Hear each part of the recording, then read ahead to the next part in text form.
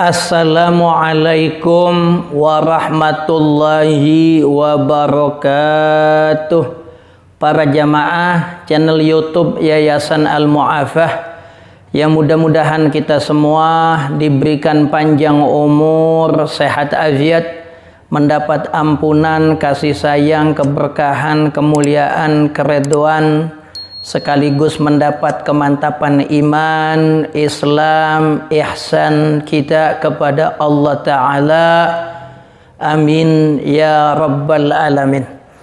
Pada kesempatan kali ini saya akan menjelaskan rahasia ayat sholawat, yaitu ayat yang Allah abadikan dalam surah Al-Ahzab ayat 56 yang berbunyi, innallaha wa malaikatahu yusalluna 'alan nabiy ya ayyuhalladzina amanu sallu 'alaihi wa sallimu taslima.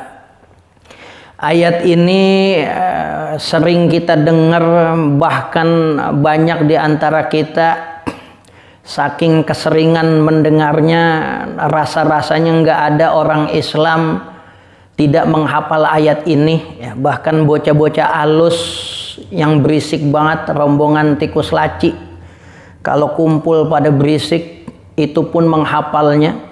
Ayat ini juga enggak kalah populer dengan ayat inna lillahi wa inna ilaihi rajiun. Ayat ini saban Jumat di masjid-masjid kita dengar banyak yang pada hafal. Tetapi walaupun banyak yang menghafal, mungkin kita kurang mentadaburi ayat ini. Ayat ini ayat yang sangat spektakuler, di mana Allah Subhanahu wa Ta'ala mendesain ayat ini terdiri dari 14 kata. Inna Allah wa malaikatahu yusalluna ala an-nabi ya ayyuha lazina amanu sallu alaihi wasallimu taslima. Ayat sholawat Allah desain dengan 14 kata, dan subhanallah, begitu kita tadaburkan ayat ini, empel-empel alus-alus kata orang Betawi, ternyata ayat tersebut yang terdiri dari 14 kata memiliki korelasi yang sangat menakjubkan, yang sangat spektakuler. Ternyata dalam mendesain ayat itu dengan 14 kata, Allah Ta'ala menyusun 14 kata dari ayat tersebut hanya dengan menggunakan 14 huruf hijaiyah. Di sini ada korelasi munasabah, hubungan antara 14 kata yang Allah rangkai dalam ayat itu. Ternyata dalam rangkai ayat tersebut Allah hanya menyebutkan dengan 14 komponen huruf dalam hijaiyah. 14 huruf tersebut adalah alif, nun, lam, ha, waw, mim, kaf, ta, ba, ya, shad, ain, dai, sin. 14 komponen huruf hijaiyah. Adanya munasabah antara 14 kata dan 14 huruf. Ini sangat luar biasa.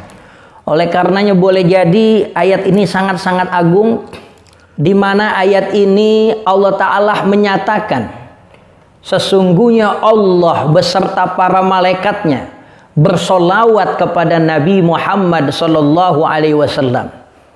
Kalau Allah saya dan juga beserta para malaikatnya bersolawat kepada Nabi Muhammad Sallallahu Alaihi Wasallam, lalu Allah memerintahkan kepada kita selaku orang beriman untuk juga bersolawat dan mengucapkan salam kepada Rasulullah sallallahu alaihi wasallam dalam ayat lanjutannya, ya ayyuhalladzina amanu sallu alaihi wa sallimu taslima. Solawat benar-benar amalan yang sangat agung, sampai solawat ini merupakan satu-satunya amalan yang diterima walaupun saat mengerjakannya ada terbesit ria dalam diri kita, amalan itu tetap diterima oleh Allah Ta'ala. Setiap amalan akan musnah dengan yang namanya ria, ngagul, pengen dilihat orang. Tapi adapun solawat, amalan ini enggak bakal lekang, enggak bakal terhapus dengan sebab dilakukan oleh ria. Sehingga ada ulama yang menyatakan, adimis salata ala nabi Muhammadi wa qabuluha hatman bighairi taraddudi a'maluna bainal qabuli wa raddiha illa salata ala nabi Muhammadi. Adimis salata ala nabi Muhammadi. Konsistenlah kalian dalam bersolawat kepada Rasulullah sallallahu alaihi wasallam. Wa qabuluha hatman bighairi taraddudi, maka diterimanya solawat ini sangat pasti tanpa ada keraguan di dalamnya.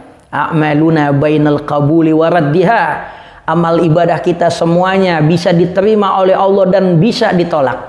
Haji ada yang diterima, ada yang ditolak. Salat ada yang diterima, ada yang ditolak. Sedekah ada yang diterima, ada yang ditolak. Puasa ada yang diterima, ada yang ditolak. Illa salata ala nabi Muhammadi, kecuali satu-satunya ibadah yang diterima secara mutlak adalah bersolawat kepada Nabi kita Muhammad sallallahu alaihi wasallam. Luar biasa. Assalamualaikum warahmatullahi wabarakatuh.